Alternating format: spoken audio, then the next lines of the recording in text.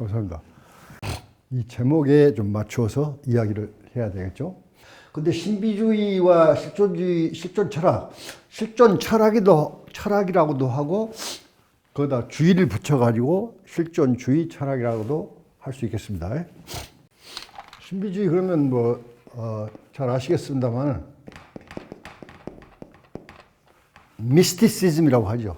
미스티시즘. 신비가를 미스틱이라 하니까요. 네. 거기다가 이즘이 붙어가지고 신비주의가 되겠습니다. 신비는 그대로 하나님 신자에다가 비밀 비자니까요. 그 하나님만이 알고 계시는 진리를 나타내는 사상이 신비주의입니다.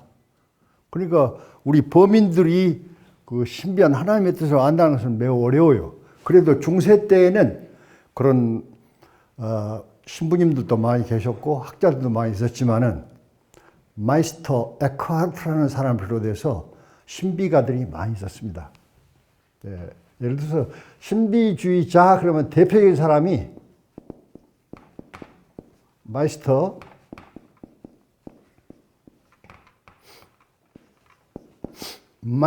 에크하르트라는 사람이었어요. 독일 사람이었는데 중세 때 사람인데 이제 대표적인 사람입니다. 신비주의가. 그리고 오늘날의 신비주의는 물론 그 점쟁이들이라든지 이렇게 샤머니즘 이것도 일종의 신비주의라고 볼 수 있어요.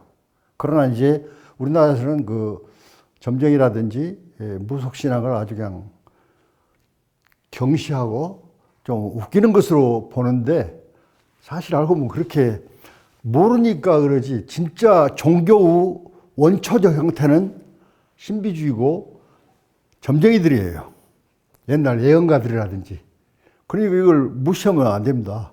오히려 거기에서 기초해가지고 이제 이론적인 것도 생기고 합리성을 추구해가지고 이론화해서 만든 것이지 그냥 점쟁이라든지 관상가라든지 뭐 이렇게 사주쟁이라든지 이것을 무시하는 것은 참 경솔한 태도라고 보여집니다. 그 사람들이 있었기에 오늘날 이런 이야기들이 나오는 것이죠. 그런데 이제 중세의 경우는 말하자면 기독교의 경우는 신비주의 했을 때 대표적인 사람을 독일 출신 마이스터 에크하르트를 예로 듭니다.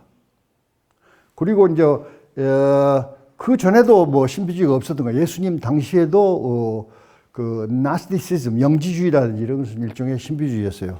예수님은 영지주의자는 아니었지만은 그때도 사상이 있었어요. 그 영지주의라든지 신비주의를 무시해서는 안 돼요. 철학의 원초적 형태예요. 함부로 이게 뭐 웃을 일이 아닙니다. 진짜 이분들이 있었기에 오늘날 이론 철학이 나온 것이고 칸트의 그 이론의 한계 안에서의 종교 그런 유명한 책도 나온 것이죠. 그 종교가 이성을 막 초월해 버리려고 하니까 미신에 빠져버리잖아요. 그러니까는 칸트는 그렇게 빠지지 않도록 해서 그 종교를 이론 안에다가 잡아놓으려고 했었고 그 탈출하지 않도록 노력을 했던 것입니다. 대단한 훌륭한 거죠. 그렇다고 해서 뭐 영성가들이 없었냐? 칸트가 있었다 해서 영성가가 없어진 것은 아니고 칸트 있었어도 신비주의는 있었고 영성가들 많이 있었고 오늘날도 뭐 우리 기독교만 하더라도 뭐 아주 그냥 건전한 뭐 이성을 중심으로 하는 그런 교파도 있고 또 약간 신비성을 띤 교파도 있고 예를 들어서 저는 성결교회에 소속된 신자이고 또 성결교회 교단 신학교인 서울신학대학에서 대학을 공부했습니다. 꼭 거기를 가고 싶어서 한 것은 아니었고 대학에 갈 수 없는 입장이었는데 솔직하게 실존적인 이야기를 하면 이제 김신근 목사님이라고 하는 숭의학교 설립자 그 목사님이 서울 경성신학교 옛날에는 경성신학교라고 했어요. 역사가 깊어요. 이제 그것을 경성을 갖다가 한글로 서울신학대학 해서 서대문 충정로 3가 35번지에 있었는데 동양성교회 오리엔탈 미셔널 소사이티라고 미국 성교부의 힘을 얻고 돈이 없으니까 그 사람들이 중심이 되어가지고 성결교회가 거기서 태동하게 된 것입니다. 그리고 성결이라는 말은 구약이나 신약을 통틀어서 볼 때 가장 중요한 키워드가 성화, 성결입니다. 여러 말씀이 있지만 결국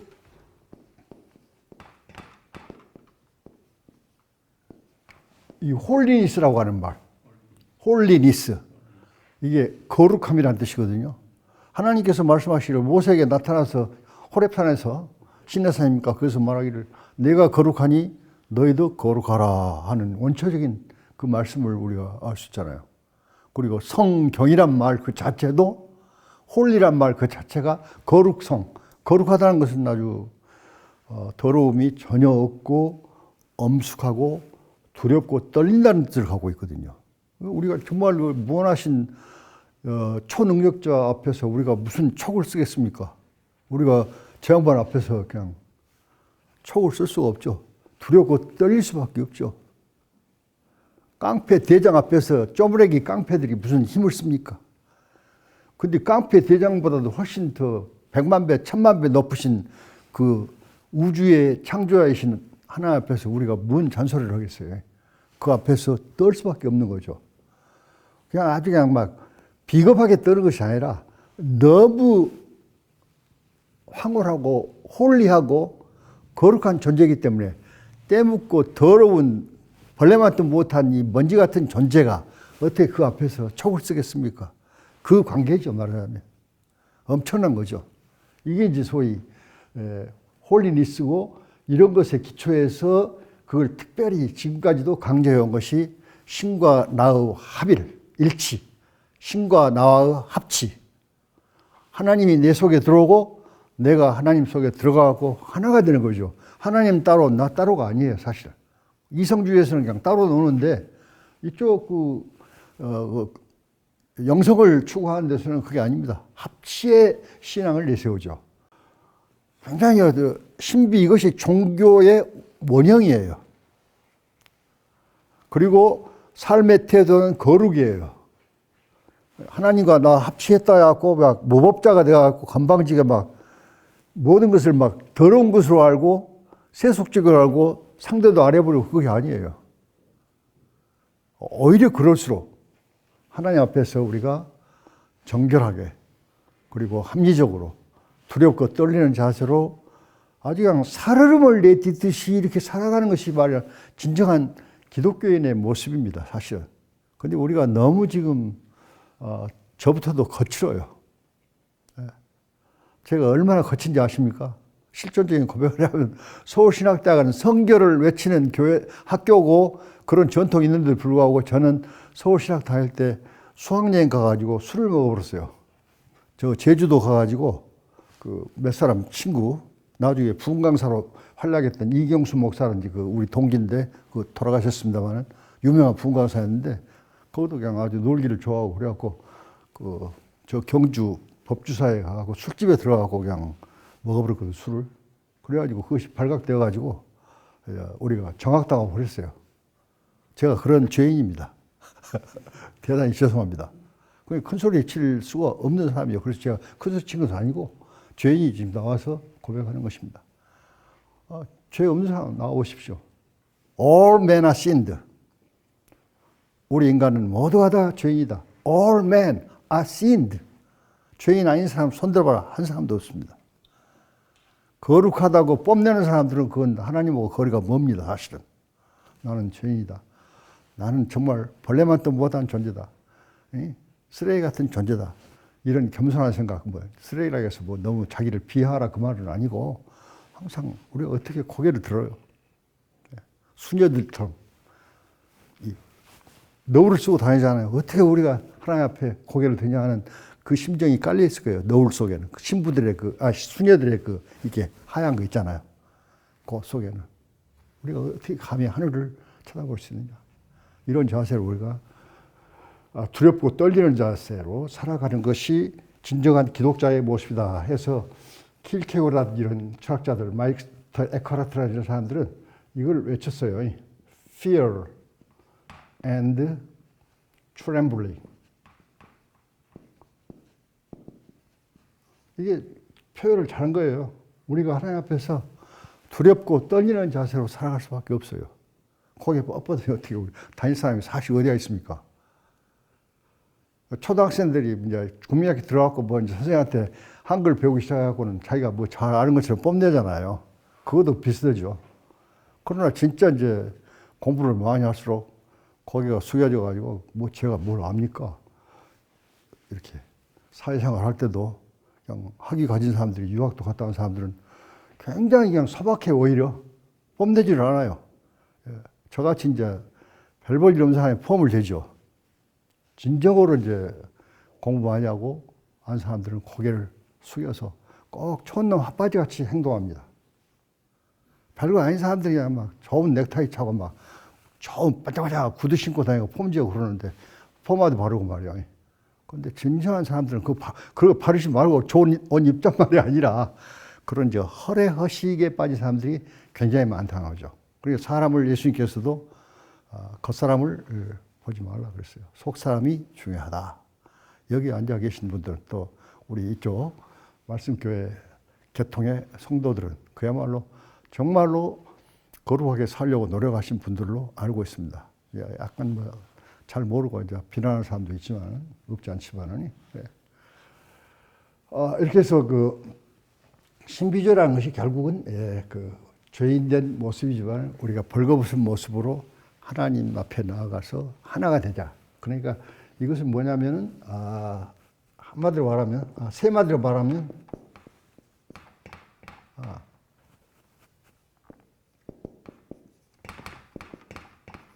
유니티 위드 가드죠. 하나님과 일치되는 것이 신비주의의 본질입니다. 근데 그냥 약간 미친 소리 하고 막 복장도 이상하게 하고 막 이발도 안 하고 막 이렇게 세수도 안 하고 막 이렇게 좀 미친 사람 같이 다니는 사람이 뭐 도통한 것처럼 행세하는데 그건 가짜죠. 아주 정상적인 삶을 사는 것이 진짜 하나님의 사람이죠. 뭐 엉뚱하게 막 거지 같은 행세하고 막 좀 어떻게 옛날 소크라테스 흉내를 내려고 막 다니고 말이죠. 그런 사람도 있는데 그건 전부 다 사입입니다. 여기에 계신 분들은 그냥 너무나 단정해가지고 아주 옥깃을 여밀 수밖에 없는 입장입니다. 그래서 신비주의라고 하는 것이 뭐 그냥 놀라울 이야기 아니에요. 도통해가지고 막 어떻게 머리도 안 깎고 막 세수도 안 하고 막 금식하고 막 그런 사람들이 신비주의 행세를 했는데 그게 아니고 원뜻은 이렇게 하나님의 비밀을 제대로 접촉한 그래서 알게 된 사람들이 신비주의자들이죠. 그러니까 기독교라든지 거의 모든 합리적 종교에서 추구하는 것은 그 종교 대상과 내가 하나가 되는 유니티하는 그것이 목표점일 거예요. 그래서 예수 그리스도를 닮는 삶 이것이 진정한 기독교인의 삶이거든요.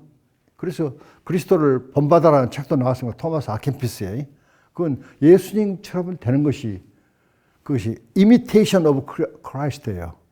그리스도를 모방하는 것이 아니라 그리스도처럼 살아가는 것이죠. 예수님이 그 모든 것을 다 아신 분이었지만 뭐 넥타이 차고 뭐 잘나지 했습니까?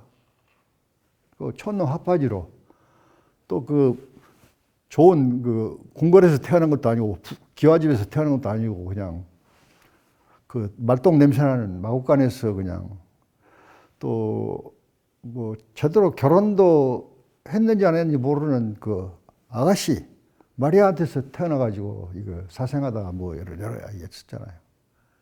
예수님은 그런 분이었습니다.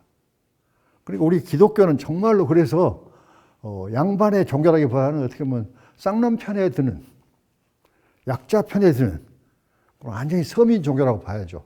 그런데 오늘날 어떤 기독교 종파는 귀족화되어 가지고 얼마나도 호화롭게 교회도 꾸미고 막 그냥 복장도 그냥 성직자들은 그냥 막 금태를 막 두르고 말이죠. 막 지상에서 태어나지 않고 어머니 뱃속에서 태어나지 않고 하늘에 뚝 떨어진 것처럼 이렇게 행세하는 사람들이 많아요. 그건 전부 다 가짜입니다. 자기가 뭔데요? 배웠으면 얼마나 배웠겠습니까? 알면 무엇을 압니까? 정말 하나님 보고 직통한 사람이 어디 있습니까?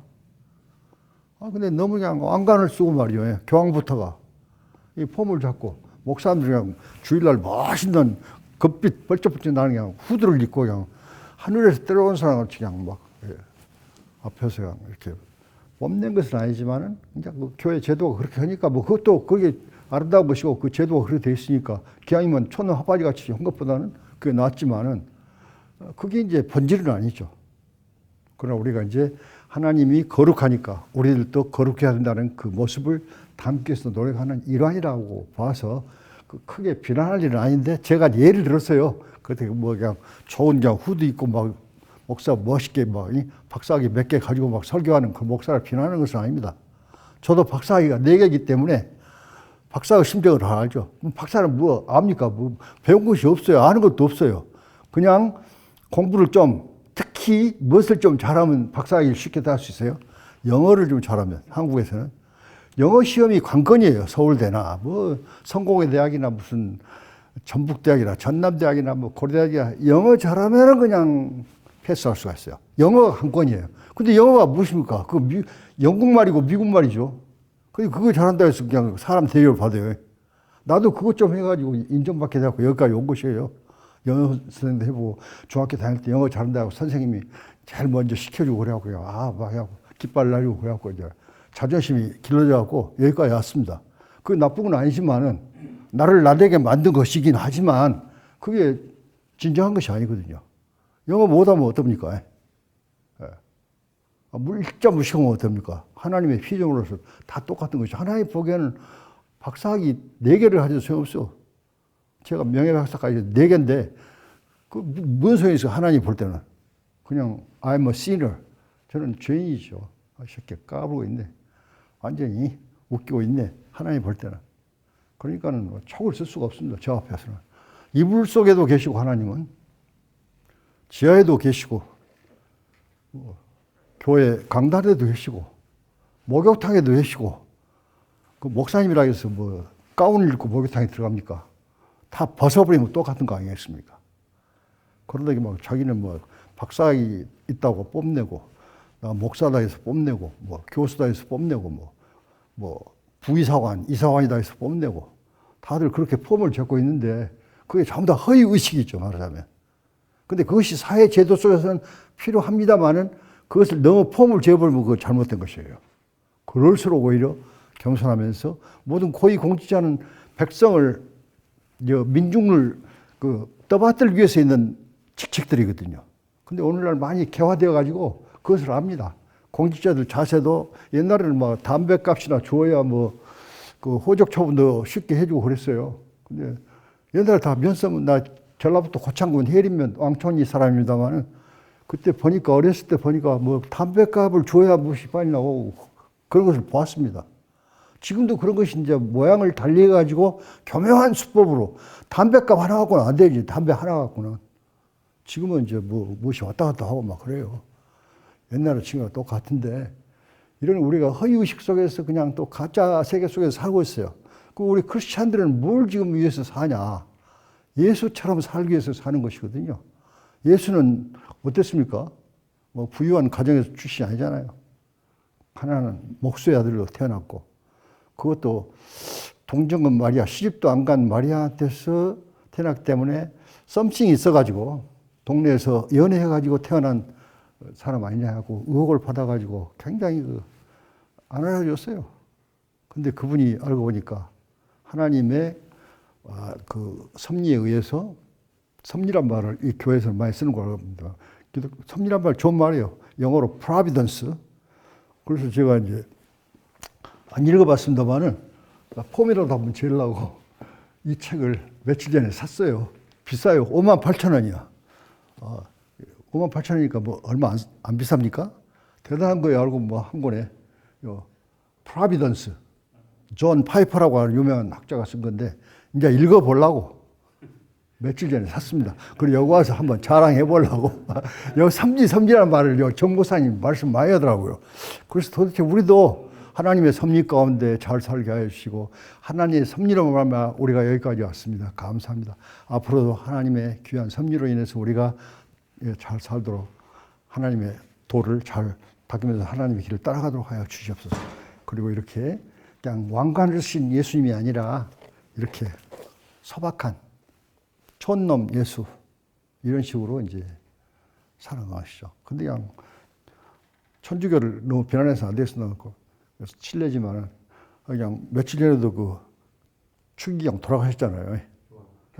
근데 그걸 쭉 봤어요. 저녁에 TV를 봤더니 그냥 너무 화려없다. 모두 그냥 빨간색으로 금색으로 막 해서 한 사람이 죽었는데 그렇게 사람 차별을 하는가 하고 그냥 기분이 나쁘기도 하고 또 역시 고생하신 분이고 훌륭하신 분이다 그런 생각도 들고 막 감정이 교차하더라고요.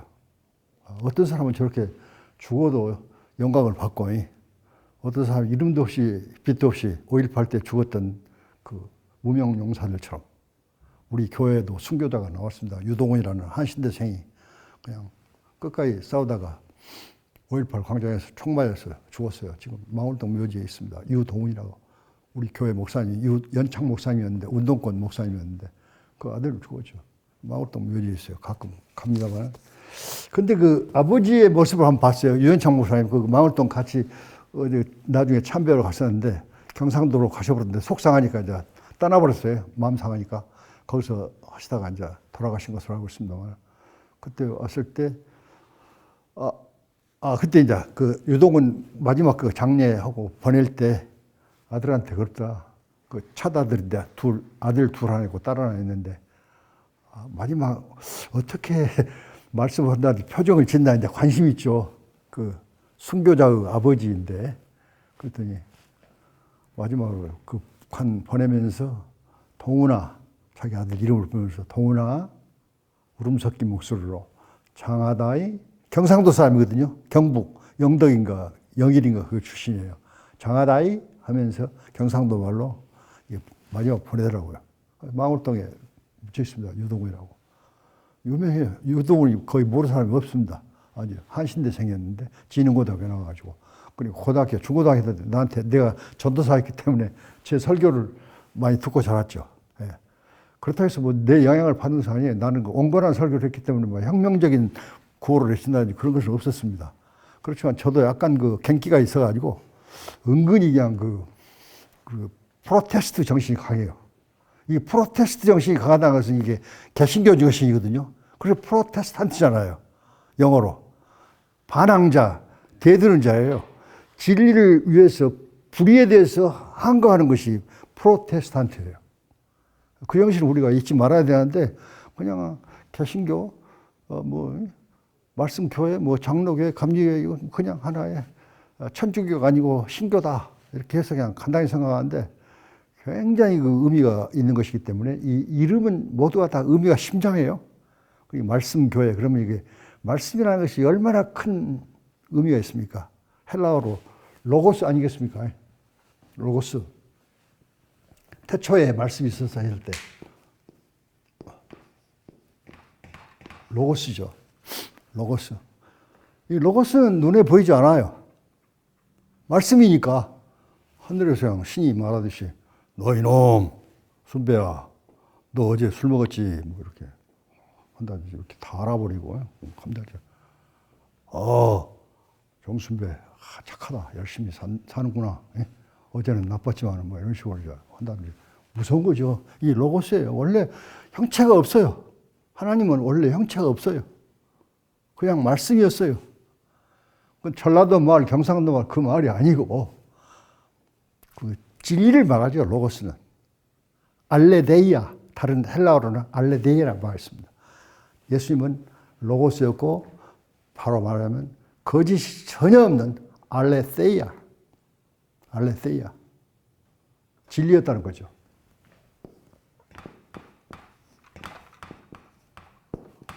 알레세이아 잘 모르시니까 내가 틀렸어도 괜찮을 거야. 헬라어 안 배우신 분들. 이렇게 해서 신비주의는 이제 그 이성주의가 나오기 전의 단계예요. 그러니까 원래 원시 기독교라든지 거의 중세 때까지도 중세도 이제 가톨릭이 둘로 나눠지잖아요. 동방교회하고 서방교회로 나눠지는데 서방교회보다는 동방교회, 히랍 정교회 그쪽이 더 신비주의를 강조해요. 로마 가톨릭보다는. 근데 로마 가톨릭에서 마틴 루터가 1517년 10월 31일 95개조의 그동안의 비리를 공개하면서 반박하면서 종교 개혁을 리포메이션을 선포했는데 그때 이제 천주교가 이제 부패했었죠. 거기서 이제 나온 것이 말하는 그 마틴 루터가 이제 천주교한테 그때 당시 기독교 중심 세력 그한테 대들었기 때문에 목숨을 내걸고 그래서 프로테스트를 했기 때문에 거기다 ANT를 붙여가지고 반항자라는 뜻을 갖게 되죠. 여기 앉아 계신 분들은 뭐 말씀 교회를 하더라도 일종의 카톨릭은 아니고 프로테스탄트에 가까운 사람들이기 때문에 전부 다 반항자들입니다. 어떻게 보면 나쁜 사람들이에요. 근데 무조건 반항자라 해서 나쁜 건 아니거든요. 이 진리에 대해서는 순교의 정신으로 덤벼들어야 되거든요. 우리가. 근데 우리가 다 그런 프로테스탄트들입니다. 프로테스탄트는 항상 깨어있는 사람이고 항상 싸울 준비가 되어 있는 사람들이에요. 선한 싸움은 끝까지 싸워야 되거든요. 우리는 선한 싸움꾼들이에요, 알고 보면. 근데 통 기독교들이 싸우질 않아요. 그냥 같이 그냥 소금의 역할을 해야 되는데 또 빛의 역할을 해야 되는데 그냥 소금의 맛도 잃어버렸고 빛의 맛, 빛의 그 능력도 잃어버려가지고 그냥 유야무야 되어가지고 그냥 섞여가지고 그냥 세속사회, 세큐러 시티 속에서 그냥 적당히 살아가는 것이 오히려 능력자고 유능한 사람으로 인정받는 사회가 되었습니다. 바보 아닌 바보가 되어야 진정한 크리스찬이죠. 우리는 바보가 돼야 된다, 어떤 의미에서는. 알면서도 너무 잘난 체 하지 말고. 근데 나는 너무 좀 잘난 체를 좀 하는 경향이 있어요. 그러니까 어떻게 보면 많이 교만하다고 보는 사람들이 많이 있는 것 같은데 나한테 직접 말하는 사람은 없습니다. 왜냐하면 싸울 수가 있으니까. 내가 또 덤벼들면 곤란하니까 새끼 더 이렇게 뭐 아는 척한다 한다든지 이렇게 아니 곱게 보는 사람들이 좀 있을 것 같아요. 근데 이제 본성을 또 감추기는 어려우니까 그냥 뭐 되는 대로 자연스럽게 살아가는데 사람의 보는 눈에 따라서 나를 이제 그렇게 본 사람도 있을 것이고 반대로 김영태는 그냥 좀 아는 것도 있기 때문에 그냥 좀 아니까 또 저러겠지 또 이렇게 이해해 주는 사람도 있을 것이고 관점이 많으니까 그냥 너무 그냥 남의 눈을 의식하면서 그냥 살다 보면 그냥 어떻게 제대로 자기 정체성을 상실해 버릴 수가 있어요. 그러니까 그냥 하나님께서 주신 달란트, 능력 그대로 그냥 양심의 또 사회 법에 어긋나지 않게 이렇게 살아가면 되지 않을까. 그리고 이제 우리의 그 표준 그 경전은 바로 바이블이기 때문에 이 바이블에 따라서 국법을 준수하면서 하나님의 법인 이 바이블에 따라서 이렇게 살아가면 아마 천국 백성으로 충분히 인정받지 않을까 생각하는데 여하튼 이 세상에는 여러 가지 이론도 많고 종교도 많고 학설도 많고 잘난 사람도 많고 못난 사람도 많아가지고 누구를 따르느냐도 해가지고 말썽도 많고 그래요. 그래서 참 살기가 쉽지 않습니다. 그냥 다수 속에 포함되면 제일 살기 쉬워요. 그런데 다수에 포함되지 않고 어떤 독특한 길을 새로운 길을 살아간다는 것은 굉장히 힘들어요.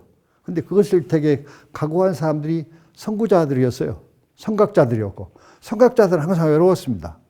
예수님도 예를 들어서 너무 앞서가 버리니까 그냥 그때 극형이었던 십자가 형틀에 그 비참한 형틀에 아무 죄도 없으신 그분이 그냥 그렇게 다수가결에 의해서 그냥 그 사회법에 의해서 그냥 처형을 당하신 거 아닙니까?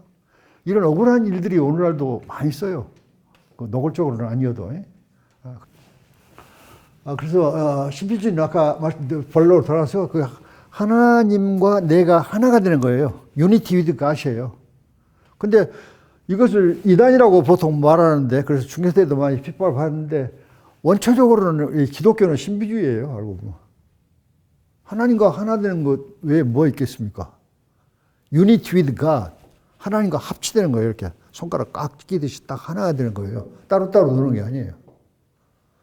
그러니까 혹시 이 교회, 이 교단에서 이 길을 간다면 틀림없이 그 말씀대로 살려고 노력하는 그런 것이기 때문에 선을 행하다가 낙심해서는 안 될 것입니다.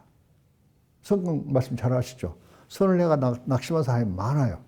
그냥 다수가 가는 길이 진리인 줄 알고 그쪽으로 그냥 휩싸여버려. 그가 편리하니까.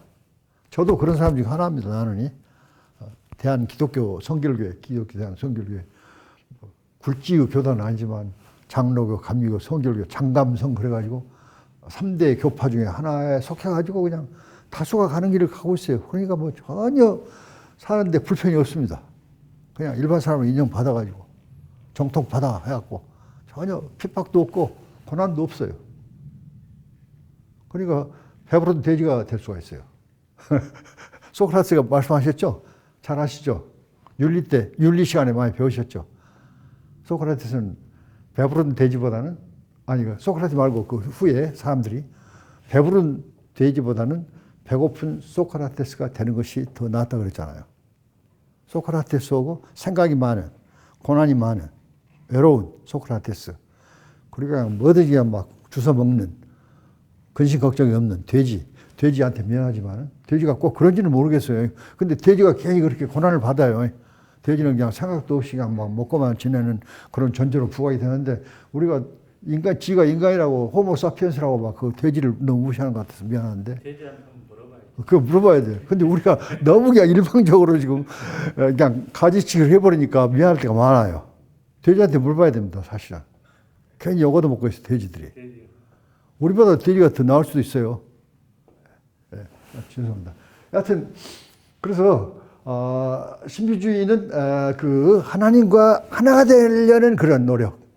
뭐, 여러 가지 뭐, 켈빈의 교리, 무슨, 요한 에슬레의 교리, 뭐, 또 뭐, 해방신학, 뭐, 민중신학, 뭐, 이런 여러 잡다한 소리가 있는데, 그것이 아니라, 기독교의 원초적인 맥락은 결국은 예수님이 걸었던 그 길은 신비주의가 맞다 하는 것이죠. 예수님도 일종의 신비주의였어요. 늘 기도하셨잖아요. 특히 겟세마네 동산에서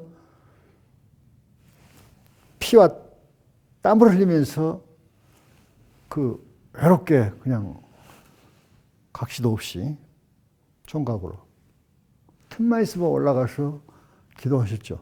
그때 얼마나 힘써서 기도했으면 땀방울이 피가 돼서 나올 정도였으니까 아마 진짜 그렇게 열심히 하면 피가 된 모양입니다. 근데 그런 사람을 보지는 못했습니다만 저도 그런 노력을 하지도 않았고, 근데 정말로 겟세마네 동산에서 그 최고 극형 골고다의 십자가를 앞에 놓고 그 무거운 십자가를 지고 가서 자기가 지게 해가지고 다 올라가가지고 거기서 그냥 이렇게 쫙 해서 양손에 옷자국을 가시 면류로 꽉 그냥 쎄하게 쫙쫙 벌어지면서 피가 나오고 말이야. 그것도 부족해서 로마 병정들이 창으로 옆구리를 질러가지고 물과 피를 다 쏟아버리고 나중에 되게 사람들이 그렇게 십자가 향해 달리면 옛날 최고 극형이었는데 지금은 청사형 해버려요. 그러면 그냥 바로 죽어버리니까 오히려 그것이 편할 겁니다. 근데 그때 총이 없었고 그런 것 같아. 창으로 그냥 질러서. 특히 아주 극악범들은 오랫동안 그냥 그 십자가 위에서 빨리 죽지도 않고 뭐 2, 3일 걸린 모양이에요. 사람에 따라서 힘에 따라서 다르겠습니다만. 그래갖고 그냥 새들이 와서 쪼아먹어버리고 눈도 빼먹어버리고 독수리가 와서 그래갖고 비참하게 그냥 골고다 언덕에서 정말로 버림받은 인간이 되어버렸을 때 그 거룩하신 하나님의 아들이 말이에요. 이보다 더 슬픈 일이 괴로운 일이 어디 있겠습니까? 그러니까 이제 우리 크리스찬들은 예수님이 우리의 구세주이시고 우리의 모델이신데 그분을 생각할 때 우리는 너무 지금 특히 저 같은 경우는 지금 상당히 통통하잖아요. 지금도 연금을 받고 그러니까 학생들한테 존경받고 그냥 잘 살아왔고 대접을 받고 살았어요. 뭐 천연 고생은 무지무지하게 해버렸습니다. 3일도 굶고 그렇게 먹을 것이 없어갖고 돌아다니고 집도 없이 그냥 고아원에서 크고 막 그랬었는데 그래도 그 고난을 극복하고 어떻게 정신을 바짝 차려가고 예수님을 그 고아원에서 배워가지고 어디를 가든지 그냥 기도할 수 있는 사람이 되었고 그래서 그냥 또 신학대학도 가고 그래가지고는 뭐 하다 보니까 무엇이 되더라고요. 그러니까 저는 그 아주 비천에 처할 줄도 알고 예수님의 비유면 안 되겠습니다만은 너무 막 굶고 뭐 그렇게 또 두드려 맞고 막 이렇게 거지 취급하고 그런 생활을 했기 때문에 지금도 두려움도 없고 뭐 이렇게 어느 상황도 극복할 수 있고요. 어지간하면 감사하러 받아들이죠. 고생을 많이 받아서. 어지간하면 이런 영광의 자리 어디 있겠습니까? 제가 이런 자리에 올 줄 알았겠습니까? 그리고 이상하게 어렸을 때부터 기독 교육을 받아가지고 공부해야 된다. 그 예수를 닮아야 된다. 그 말씀을 그냥 기합받으면서 고아원에서 두드려 맞으면서 배웠어요. 새벽 기도 잠자고 싶은데 그냥 막 빨리 안 일어나면 그냥 몽둥이로 두드려 패고 입을 막 걷어불고 강제로 막 기합 주고 심할 때는 그냥 딱 벗겨갖고 막 가죽 뒤로 두드려 패고 벌실에 가서 그런 데서 이제 훈련을 받았어요. 그래도 그냥 뭐 예수 믿는 사람들이 저렇게 잔인하고 말이야 두드려 패고 그러냐. 밥도 많이 안 주고 말이야. 그런 생각도 많이 했지만은 그래도 이제 어떻게 하다 보니까 그런 불평이 그때는 있었겠죠. 이 장로라는 새끼들이 말이야 저렇게 고아원 만들어가지고 선명회에서 돈 타다가 말이야 미국 사람들 보내주면 달러 가지고 지그들은 잘 먹고 잘 살고 우리는 그냥 벌레가 많은 그 밀기울죽 우리가 벌레 죽을 먹었어요. 그 먹으면서 이 고등어가 그 벌레가 이렇게 떠요 이제 가벼우니까 그러면 이걸 걸러내면서 숟가락으로 떠내면서 먹거든. 그러면 이제 친구한테 야 오늘 아침에 고등어 몇 마리 잡았냐? 그 고등어라고 이제 표현하면서 그래도 그 벌레가 이제 있다는 것은 뭐냐면 그 밀가루라든지 이런 것이 거기에 영양가가 있다는 것이거든요. 그러니까 그것들이 빨아먹어버렸어 벌레들이. 근데 그거 우리가 또 먹어. 근데 이제 뜨거운 물에다가 끓였기 때문에 그 악충이라든지 뭐 균이라든지 이런 것은 죽어버렸기 때문에 이제 그 오히려 벌레에서 나오는 어떤 그 유기물이 우리 그 고아들의 인체에 도움이 됐을 거예요. 아마. 영양 섭취가 됐을 것 같아요. 그래서 제가 산 사람입니다. 그래갖고 이렇게 큰 소리 찍었어. 죽었어야 마땅한 사람이. 왜 그런 벌레 있는 밀기울이라 먹고 살았냐. 미국 기독교인들이 한국 6.25 전쟁 이후에 고아들이 많으니까 코리안 워, 불쌍한 코리아 해가지고 미국 기독교인들이 우리를 살린 것입니다. 결국 기독교인들이. 그럼 오늘 한국의 기독교인들은 미국에 돈만 받고 컸는데 지금 우리는 그러면 다른 나라에 뭐 좀 보내고 뭐 하냐. 거의 그런 것이 없어요. 좀 흉내 낸 사람도 있고 그런데만 애국 선교도 하고 뭘 그러는데 없어요. 우리 자체 내로 컸기 때문에 우리가 잘 사는 나라가 되었으니까 고아원도 막 후원을 많이 해서 괜찮아야 되는데 지금도 원조받고 그냥 살고 있어요. 우리가 배부른 돼지가 되어버렸어요. 배고픈 소크라테스가 더 낫다 했어요. 근데 우리는 배부른 피둥피둥 살쪄버리는 돼지가 되어가지고 생각이 별로 없어요. 끼우뚱끼우뚱 다녀요. 살쪄가지고. 생각의 결핍, 사상이 없어요. 그냥 부에 열중해가지고 그냥 너 월급이 얼마냐, 연봉이 얼마냐, 너 공무원인데 몇 급이냐, 뭐 그런 것만 따지고 말이야. 집이 몇 채냐, 너 아파트 몇 평에 사냐. 이것이 그냥 기준이 되어버렸어요. 저도 이제 할 말은 없습니다. 열심히 살아가지고 45평 살고 있는데 45평은 괜찮아죠. 큰 소리 칠 수 없는 입장인데 근데 이것은 전혀 그냥 노력을 해가지고 아주 그냥 거지 같은 놈이 그냥 노력을 해가지고 그 두드려 맞으면서 공부해가지고 그냥 해서 그러니까 그냥 누가 나한테 죄 없는 놈이 나를 쳐라 하는 식이지. 누가 나를 비난하냐. 그냥 내가 부정부패를 저지른 것도 아니고 그냥 월급 받아갖고 그냥 전혀 다른 거 없이 뇌물도 받은 적도 없고 교도소 근무를 했는데 교회사 그 프리즌 채플린 그걸 첫 번째 그 법무부 시험 봐가지고 공채 시험 봐서 들어가서 순천교도소에서 잡범들, 소도둑놈들 뭐 이렇게 여수 밀수범들이 주로 순천교도소에 오는데 그 사람들을 상대로 해서 이제 가르쳤어요. 만나서 상담해가지고 이제 어떻게 하냐고 이제 이력을 조사하면서 다음에는 이제 앞으로 나가시면 이제 그런 것 없이 이제 좀 새 삶을 사는 것이 좋지 않겠냐 하는 것이 내 업무였어요. 맨날 그것이에요. 그래갖고 이제 본부에서 얼굴 주면 그거 받아먹고 살았습니다. 그러다가 이제 나중에는 또 한 2년 있어서 이제 발령이 어디로 나면 전주교도소로 발령을 났어요. 이제 순천촌에서 이제 도시 쪽으로 좀 발령을 났어요. 그래가지고 거기서는 이제 무엇을 했냐. 담당이 달라요. 이제 순천은 소도둑놈들, 뭐 여수 밀수범들이 주로 있는데 전주는 사상범들, 좌익 수용자들, 빨갱이 수용소예요. 지금은 어쩌나 뭐야. 지금은 대전이 주로 자익 수용자들이 사상범들이 많이 있는 것으로 알고 있습니다만 좀 분산을 시켰어요. 왜냐하면 간첩들이 넘어와가지고 김신조 일당이 넘어와가지고 예를 들면 그 사상범들이 많이 수용되어 있는 것을 폭파해가지고 그 동지들을 구해내는 사명을 띠고 왔거든요. 그것을 이제 그 비밀이 드러나 버렸어요. 그러니까 이 사상범들을 전국 교도사가 분산시켰어요. 그 좋은 정책이죠. 그래서 전주에 가니까 이제 아직도 거기는 대전교도소가 제일 사상범이 많고 전주도 꽤 많아요. 근데 전주로 발이 나갖고 날마다 밥 먹고 제가 하는 것이 그 사상범들 간첩 들어오고 이제 만나서 이야기하는 거예요. 뭐 김일성이 어쩌고 북한이 어쩌고 그거 좋더냐 어쩌냐 그런 이야기 해요 그냥. 왜 그런 거 하냐고. 나도 이론이 없었지. 그냥 여기가 좋아. 그러니까 다 포기하고 그냥 승복하고 이렇게 우리 자유 대한민국 국민이 되어가지고 전향해가지고 우리 같이 잘 살자. 이것이 내 하는 업무였어요. 그러나 한 명도 내가 전향을 못 시켰습니다.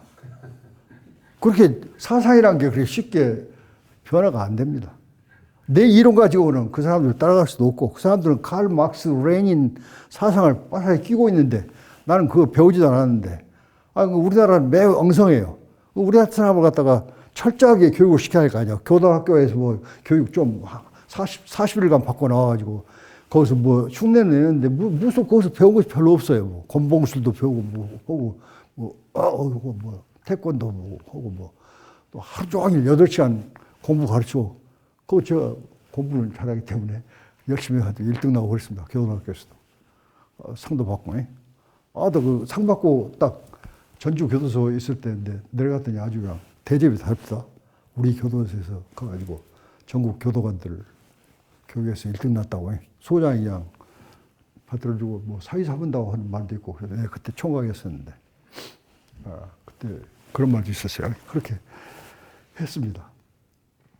그렇게 해서 조금 이야기가 조금 빗나갔습니다만은 결국 신비주의는 하나님과 내가 합의되는 그러니 그 좀 이상주의하고는 약간 그 좀 배치된다고는 아니지만은 그걸 좀 초월 넘어서 공부보다는 어떤 그 영적인 교접을 통해서 하나님과 합의해서 그 블리스 최고 그 극락에 그 도달하려는 노력이죠. 그러나 실존 철학은 여기에 비해서 이제 나중에 나왔는데 18세기에 이제 등장하게 됐죠. 실존주의 철학의 이제 비조는 뭐냐면 학교 다니실 때 배웠겠죠. 그 덴마크 출신 킬케고르라는 사람이 실존주의 철학의 비조입니다. 이거 하나만 아셔도 상당히 도움이 될 거예요.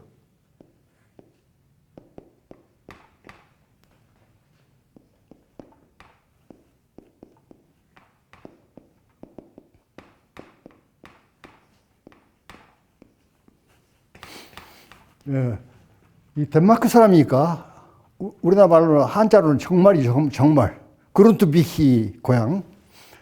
잘 사는 나라예요, 지금. 농업국가로서, 낙농국가로서 굉장히 선진국입니다. 그리고 기독교 국가고 완전히 개신교 국가. 근데 여기 출신이 이 사람이 1813년에 태어났어요. 그리고 1855년도인가 돌아가셨어요. 짧게 살았어요. 짧은 인생을 살았는데, 킬케고리, 쉐안 오브의 킬케고리. 그리고 이제 쉐안이란 말의 뜻은 잘 모르겠습니다만, 킬케고리라는 뜻은 재미있는 뜻이에요. 이름이. 제 이름은 김영태인데 한자로 영화영자 클태자입니다. 우리 할아버지가 지었다는데 영화롭고 큰 사람이 되어라. 그런 뜻으로 해서 내가 이렇게 크게 된 것 같습니다. 제 나름대로. 별거 아니지만. 이거 이름이란 게 아주 중요해요. 이름 잘못 지으면 개똥이 그러면 별로 출세하기 상당히 어려워요. 개똥같이 살아요. 개똥이 뭐 나쁜 것은 아니지만. 이름이 아주 중요합니다. 야훼 이름을 함부로 부르지 말아라. 엘로힘 이름을 함부로 부르지 말아라. 하나님 이름 엄청난 거 아닙니까? 하나님 이름. 이름이란 게 굉장히 중요해요. 근데 킬케고르라는 이름이 독실한 크리스찬이었는데 자기 아버지가 지었는가 모르겠는데 공동묘지라는 뜻이에요. 그레이브 야드라는 뜻입니다. 영어로는. 그레이브 야드. 공동 묘지예요. 그레이브야드가. 그러니까 좀 어떻게 보면 우리식으로 보면 좀 꿈자리 사나운 이름인데 아마 문화가 다르니까 그쪽에서는 덴마크에서는 어떤 뜻으로 지었는지 모르겠지만 이렇게 지었어요. 이름이. 개똥이 그런 식이죠. 말하면. 굉장히 그 외로움을 느꼈어요. 왜냐하면 자기가 커서 알고 보니까 정식 자기 아버지라고 처음에 결혼한 여자한테서 태어난 것이 아니라 연애했던 연애. 근데 그것도 식모살이한 여자하고 소녀하고 연애해가지고 낳았어요. 그것을 나중에 알게 됐어요. 비밀을. 그래가지고 그냥 너무 그냥 실망해가지고 귀족 자신이 아니다를 알고는 자기 이름은 자기가 지었는지 모르겠습니다. 여튼 공동묘지라고 지었어요. 공동묘지는 좀 으스스하잖아요. 그리고 뭐라고 자괴감을 가지냐면 나는 찌꺼기. 나는 찌꺼기다. 찌꺼기라고 생각했어요. 이게 너무 자기 비하를 해도 안 좋거든요. 근데 그 참 비참한 그 어린 시절 이런 걸 생각해서 그냥 찌꺼기로 해가지고 굉장히 우울했어요. 그래서 그 사람의 대명사가 성격이 멜랑콜리예요. 멜랑콜리가 우울증 아닙니까? 우울증에 걸렸어요. 덴마크 날씨가 우중충하니 햇빛이 별로 없고 구름이 많답다. 덴마크는 못 가봤습니다만 그 날씨 탓도 있겠지만 우울했어요. 멜랑콜리적인 성격을 갖고 있어요. 그래갖고 항상 그 철학도 그 절망적인 거, 소망이 없는 거, 이렇게 우울한 그 표현을 많이 했어요. 그러다 보니까 결국 인간의 모습이라는 것이 이 사람이 연구해 본 결과 화려하고 명랑한 것이 아니라 인간은 결국 우울하고 이렇게 불안하고 유한적인 존재다 하는 사상을 펼치게 되죠. 그것이 소위 실존주의가 나오게 됐는데 옛날에 실존주의 이전에 중세 때라든지 하나님 중심으로 해서 그냥 화려한 철학이 펼쳐야 되는데 이 사람이 나타나면서 하나님에 대한 초점에서 인간으로 초점을 내려가지고 찌꺼기 같은 존재, 인간. 여기다 초점을 맞춘 거예요. 그리고 하나님이 뭐냐에 대해서만 막 하나님 잘한 것처럼 했는데 인간 나도 모르면서 맨날 하나님 했단 말이에요. 중세 철학에서, 가톨릭에서. 그래서 이 사람이 인간이 도대체 뭐냐, 나는 뭐냐. 여기에다가 초점을 맞추게 돼갖고 인간학이, 인간 실존 철학이 발달하게 된 거죠. 그게 킬케고르는 실존주의 철학의 할아버지예요. 그럼 뭐 자기가 서자 출신이거든요. 식모한테서 태어났다니까요. 그래서 자기 비하를 많이 해요. 나는 찌꺼기다 이거야. 인간 찌꺼기. 서자니까 그때 알아주지도 않잖아요. 우리나라에서 정말 양반 잊었을 때 안 알아줬습니다. 첩자식은. 축에 못 껴요. 양반들 틈에 못 껴요. 거기도 비슷했단 말이에요. 그래서 나는 육정의 찌꺼기. 우리 아버지하고 식모하고 그냥 불륜 관계를 맺어가고 태어난 죄악의 찌꺼기. 굉장히 그 컴플렉스가 많았어요. 이런 그 사람한테서 깊은 사상이 나오게 된 겁니다. 그러니까 아주 부잣집에서 물론 이제 석가모니처럼 왕자로 태어나서 저렇게 훌륭한 사람 대접받는 사람도 좋은 철학을 편 사람도 있지만 되게 보면 특히 우리나라 같은 경우는 그냥 가난하니 뭐 점쟁이 아들이라든지 쌍놈 아들이라든지 이런 사람들 가운데 상당히 큰 사람들이 있었는데 크기 어려웠고요. 그래도 갑자기 하나씩 친 사람이 있어요. 킬케고르도 참 출세하기 어려운 사람이었죠. 그래서 늘 그 절망, 외로움, 고독, 이것을 인간의 그 삶의 키워드로 삼아가지고 인간의 그 본 모습을 그대로 귀족 중심이 아니라 서민 중심으로 해서 펼쳤어요. 그러니까 이 철학이 굉장히 그 인기가 있을 수밖에 없죠. 그래가지고 이것이 실존주의라고, 실존, 인간의 그 본질적 존재, 장난한 인간의 모습, 이걸 들춰내가지고 인기를 끌게 되었죠.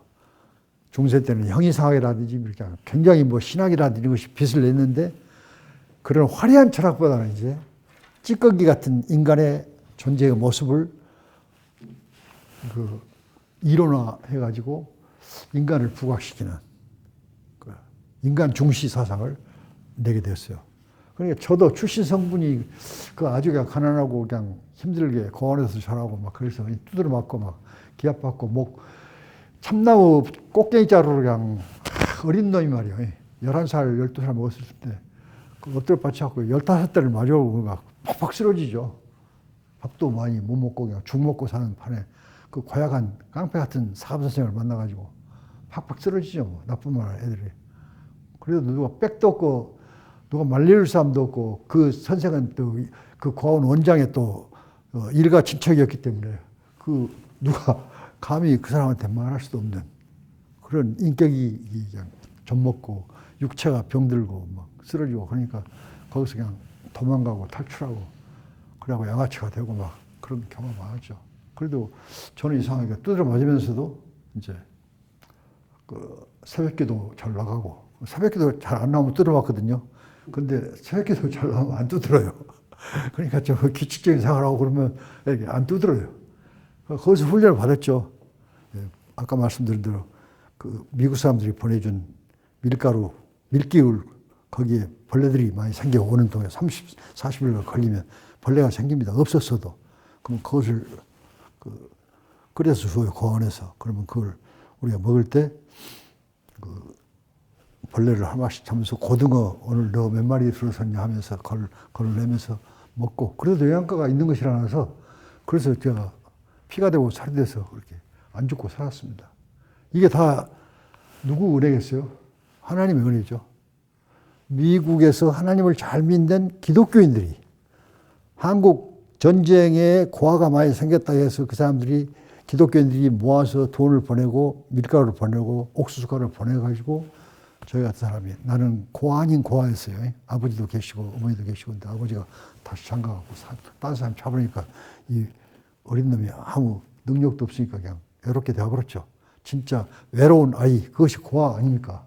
고아가 돼가지고 그 전주 덕진 삼성유가원에서 3년간 막 흙 파고 막 두드려 맞고 하면서 그래도 공부는 좀 취미가 좀 있어가지고 도망 안 가다가 나중에는 너무 두드려 패니까 그냥 도망 탈출해버렸어요.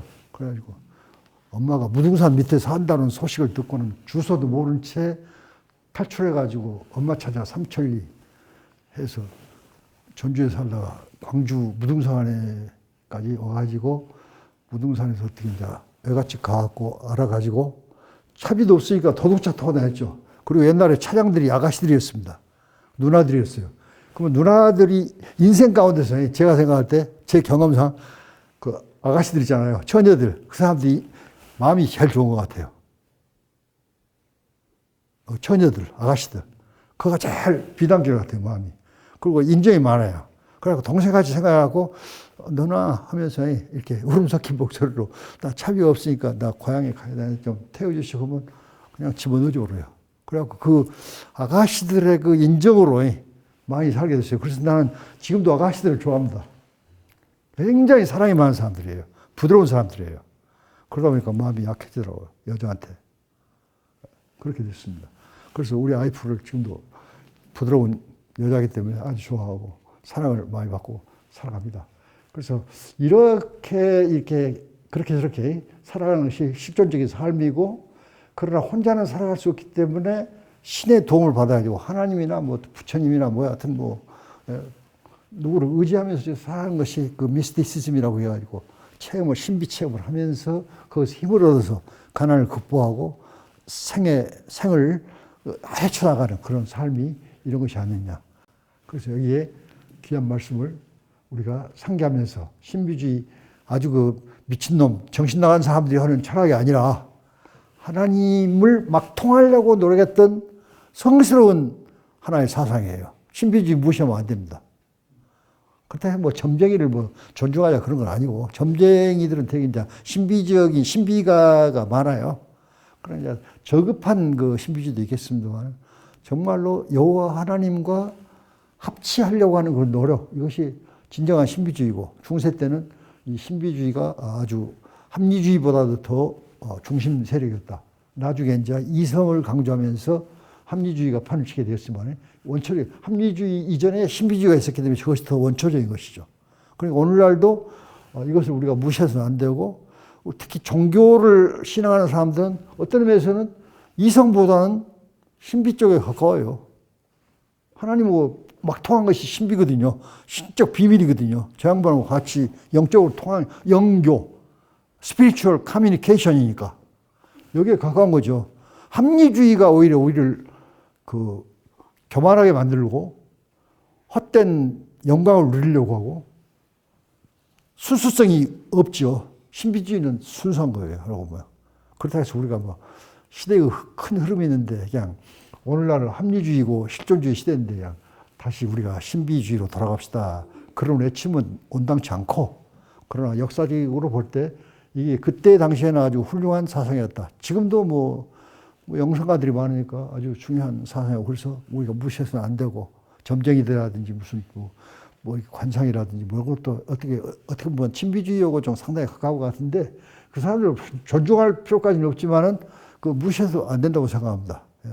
그 사람들이 하나의 way of life, 삶의 방식이기 때문에 존중하고 그러나 여기서 더 나아가서 정말 내가 누구냐 특히 기독교인들은 하나님 앞에 하나님 죄인으로서 신성하신 하나님 앞에 죄인으로서 고백하면서 아버지 하나님을 나의 아버지로 부르면서 인생을 정직하게 진실하게 살아가려고 하나님 닮기 imitation of Christ 그리스도를 닮기서 살아가는 삶이 신비주의 철학이고 또 세속적으로는 실존주의 철학이다.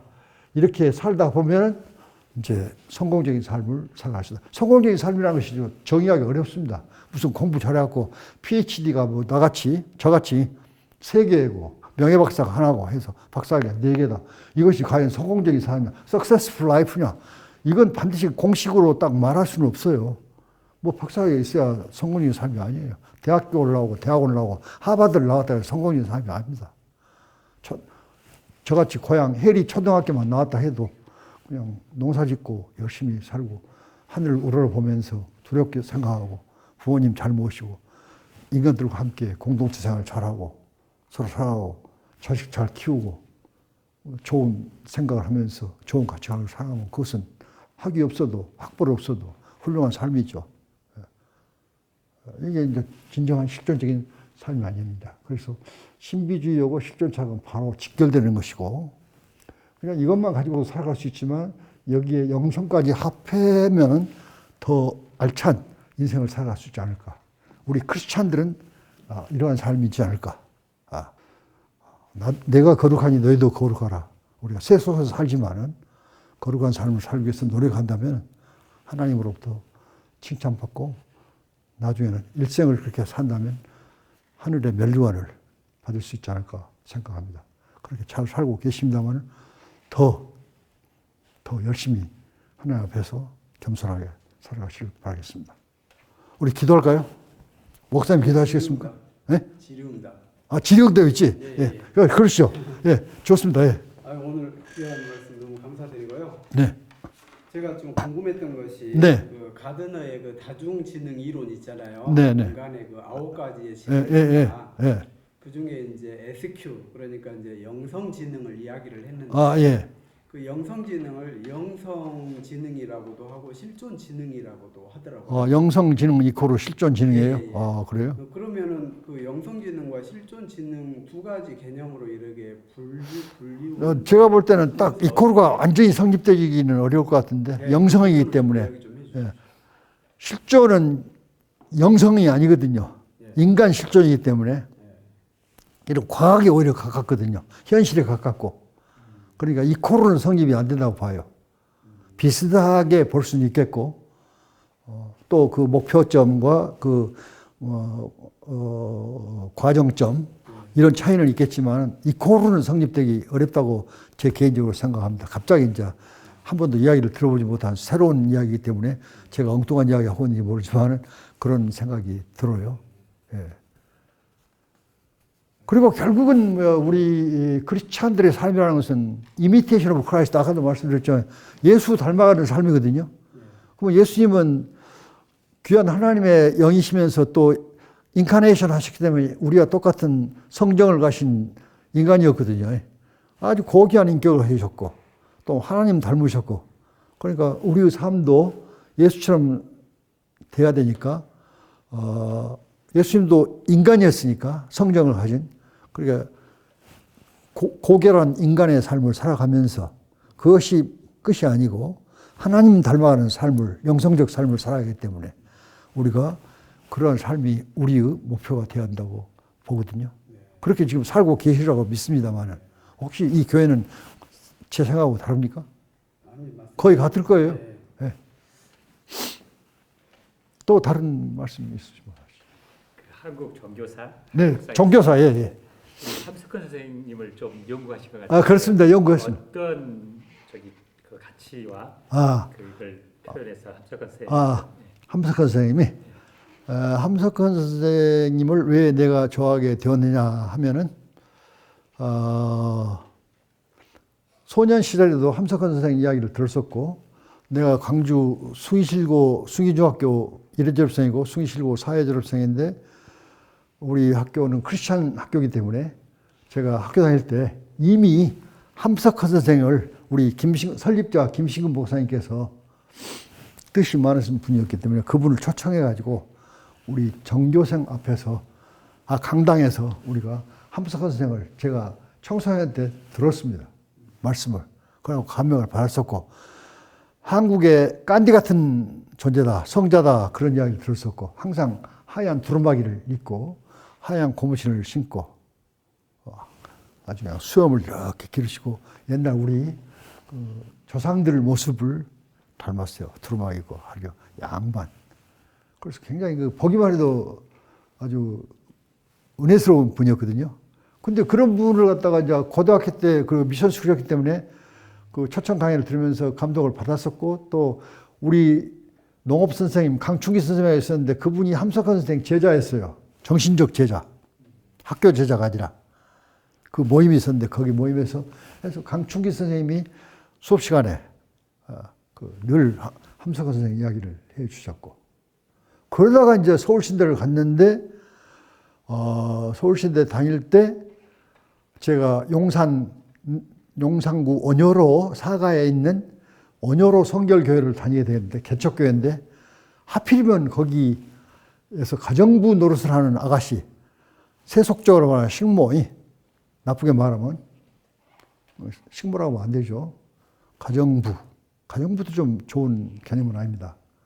하여튼 가난하니까 가난한 출신이라서 부잣집에서 이렇게 그냥 먹고 살고 또 월급도 좀 받고 이렇게 살아가는 아가씨가 우리 원효로 교회 신자였어요. 그래서 함석헌 선생 이야기를 많이 들었어요. 왜냐하면 거기서 하니까 어떻게 이야기 들었냐. 그 양반은 전혀 꾸밈이 없이 집안에서도 그대로 살아간다. 소박하게. 사모님도 역시 돈이 전혀 없는 것은 아니지만 좋은 옷 입지 않고 완전히 전형적인 몸빼 아시죠? 우리 시골에서 입었던 고무줄 넣어가지고 하는 고쟁이 같은 고쟁이 쉽게 말하면 고쟁이 비슷한 몸빼를 입고 전혀 사치성이 없죠. 남자들이 볼 때 몸빼 입어버리면 매력이 없죠. 여자 연애하고 싶은 생각도 없어지고 너무 소박해버리니까. 그런 삶을 산다는 것을 직접 그 집에서 살고 있는 아가씨한테 들었어요. 그러다 보니까 그러다가 그냥 그러던 차에 용산구 그 한강가를 거닐다가 함석헌 선생을 만났어요. 그런 이야기를 듣고 약간 기초를 알고 있었고 평상시에 훌륭한 분이라는 것을 고등학교 때 강충기 선생한테 배웠기 때문에 아는데 그냥 놀랍게 되어버렸죠. 그분을 직접 만나게 됐으니까. 그래서 제가 그런 강충기 선생님 이야기도 하고 훌륭한 인도의 깐디 선생 같은 사람을 직접 만나가지고 이야기 듣고 짧은 시간이지만은 한강을 거닐면서 나한테 그러더라고요. 반말 안 하시더라고요. 퇴근 뉘시오 그러더라고요. 내가 이제 접근하니까 퇴근 뉘시오 그래요. 존댓말 써요. 그래서 저는 이런 사람이고 원효롭게 다녔는데 우리 성도 가운데 선생님 집에서 일하는 그때 이름을 알았는데 지금 잊어버렸어요. 가정부. 그 이야기하면서 그러십니까? 그래서 선생님 이야기 많이 들었습니다. 선생님 집은 대문도 안 잠그시고 열어놓고 그냥 또 사모님은 몸빼를 입으시고 뭐 그런 이야기를 구체적으로 하지는 않았지만 그렇게 들었어요. 뭐 도둑이 들어와도 가져갈 것이 없는 집이었어요. 그렇게 산 인도의 그 간디 같은 성자였습니다. 그런 이야기를 들으면서 서울신대를 다녔어요. 그런 영향을 많이 받아가지고 또 그 함석헌 선생에 대한 관심이 그때 이미 싹 터가지고 고등학교 때 오셔서 강연할 때도 너무 감명 깊게 들었고 그래서 함석헌 연구를 했어요. 그래갖고 박사 논문을 썼어요. 박사가 이제 제가 3개인데 논문 박사가 명예박사 하나 있어 4개인데 그 가운데 하나가 성공회 대학교에서 쓴 것이 성공회 대학교 신학대학원에서 함석헌 신비주의에 관한 연구를 썼어요. 박사학위 흔쾌히 받았죠. 뭐 함석헌 선생에 대해서 박사학위 논문이 없어요. 근데 제가 이제 딱 하니까 뭐 잔소리가 하나도 없죠. 오히려 감사히 생각하고 그러냐고 테마가 좋다 해갖고는 뭐 전혀 무리 없이 그냥 쉽게 그냥 그 THD를 거기서 받았죠. 함석헌 종교 신학사 연구해가지고 그렇게 해서 이렇게 신비주의에 대해서도 좀 접촉을 하게 되었고 또 전남대 윤리교육과 있으면서 윤리 그리고 종교 이런 것들을 많이 가르쳤어요. 하필이면 또 이제 저를 중심으로 해서 학교에서 배려해 주셔가지고 종교를 제가 가르쳤는데 현대의 종교라는 과목 이름을 제가 지어가지고 또 그 교과서를 개발해가지고 제가 써가지고 그냥 인기가 대단했습니다. 그때 제가 강의를 좀 잘한 것은 아니었지만 아주 그냥 약간 쇼맨십이 있었단 말이에요. 그래갖고 학생들이 너무 수강생이 많이 몰려가고 600명이 몰려와 버렸으니까 한 3, 40명 모이고 그러는데 600명 와버렸으니까 강의실도 없어요. 그러니까 학교에서 이제 말해가지고 대강당에서 전남대 그 대강당에서 대중 연설을 한 것이죠. 그래갖고 아주 선풍적인 인기를 보고 법타 스님도 원여사 주지였는데 오시게 해가지고 같이 가르쳤고 또 그때 유명했던 미국 사람이 있었어요. 이름 잊어버렸는데 아주 그냥 한국말도 잘하는 미국 사람이 있었는데 그 사람 초청해가지고 또 그냥 대강당에서 그냥 멋있게 제가 또 인도하면서 아주 그냥 선풍적인 종교 붐을 전남대학에서 일으켜버렸습니다. 간접적인 전도 아니겠습니까, 그게? 그래갖고 현대의 종교 그러면 모르는 사람이 없고 지금도 제자들이 많이 만나는데 그때 현대의 종교 참 재밌었다고. 신법타하고 제가 불교는 법타 스님이 하고 기독교는 제가 맡아서 하고 가끔 특강 강사로 좀 유명하신 분들을 불러다가 했어요. 그렇게 여튼 자기의 주어진 일을 좀 약간만 신경 쓰면 재밌게 할 수 있더라고요. 그러니까 항상 생각을 해야지 그냥 아이고 나 뭐 이러나 저러나 뭐 내가 한 달 지나면 월급이 나올 것인데 뭐 내가 신경 쓰냐. 그러면 재미없는 것이고 주인정신을 가지고 뭐 창의적으로 하면은 재밌게 자기 자신도 보람을 느낄 수 있고 다른 사람에게도 기쁨을 줄 수 있지 않나. 여러분들은 이미 그렇게 살고 계시기에 충분하신 분들로 알고 있습니다. 혹시 그렇지 않았더라면 지금이라도 내년이라도 그렇게 정말 재밌게 인생을 옆에 있는 사람들 즐겁게 하고 희망을 주는 삶을 살자. 그러다 보니까 이제 멀토만 같은 사람 희망의 신학도 나오고 소망의 신학 얼마나 좋습니까? 맨날 사랑만 그랬는데 희망의 신학. 희망이 아주 중요한 거예요. 저는 그 어렸을 때부터 그 희망을 아주 어렵게 살았기 때문에 희망을 품고 살았습니다. 희망이 없는 사람은 소망이 없어요, 정말로. 죽어도, 굶어 죽어도 희망을 가지면 삽니다. 그것이 기독교 용어로는 소망이죠.